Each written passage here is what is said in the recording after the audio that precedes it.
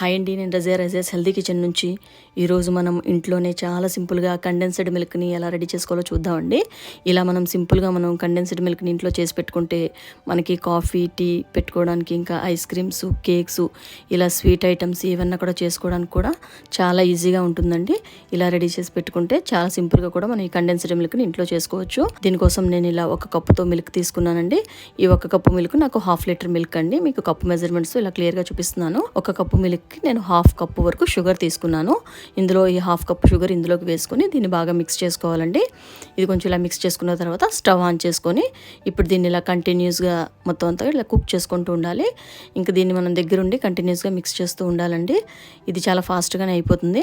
ఇలా కొంచెం కుక్ అయిన తర్వాత ఇందులోకి నేను ఒక పెద్ద స్పూన్తో మిల్క్ పౌడర్ వేస్తున్నానండి. అంటే మనకి ఈ మిల్క్ కొంచెం త్వరగా చిక్కబడడానికి నేను వేస్తున్నాను. ఇది ఆప్షనల్ అండి.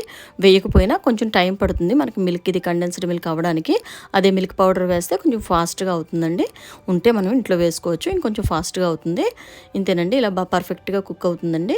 సో ఈ పెద్ద స్పూన్ నాకు 2 టేబుల్ స్పూన్స్ లెక్కండి. మీరు టేబుల్ స్పూన్ లెక్కలో వేసుకోవాలంటే 2 టేబుల్ స్పూన్స్ మిల్క్ పౌడర్ వేసుకుంటే పర్ఫెక్ట్గా చాలా బాగుంటుందండి.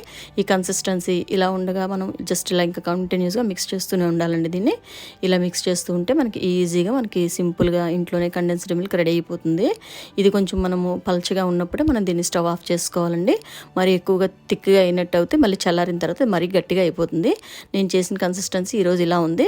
మీకు ఇంకా పల్చగా కావాలనుకుంటే ఇంకా కొంచెం పాలు పల్చగా ఉన్నప్పుడే స్టవ్ ఆఫ్ చేసుకుంటే చక్కగా మనకి ఇంట్లో కండెన్స్డ్ మిల్క్ రెడీ అయిపోతుందండి. రెడీ చేసి పెట్టుకున్న కండెన్స్డ్ మిల్క్ని మనం 1 మంత్ వరకు కూడా ఫ్రిడ్జ్లో పెట్టుకుంటే స్టోరేజ్ ఉంటుందండి. మనకు కావాల్సినప్పుడు ఎలాంటి డిష్ అయినా మనం చక్కగా చేసుకోవచ్చు. ఈ రోజు ఈ కండెన్స్డ్ మిల్క్తో నేను వెనిలా ఐస్ క్రీమ్ చేశానండి. లింక్ డిస్క్రిప్షన్లో ఇస్తాను, చూడండి. చాలా టేస్టీగా చాలా బాగుంటుంది. ఇలా సింపుల్గా మనం ఇంట్లో చేసుకోవచ్చండి. ఇంతేనండి. ఈ వీడియో కానీ మీకు నచ్చినట్లయితే లైక్ చేయండి, మీ ఫ్రెండ్స్కి, ఫ్యామిలీ మెంబర్స్కి షేర్ చేయండి. Thanks for watching.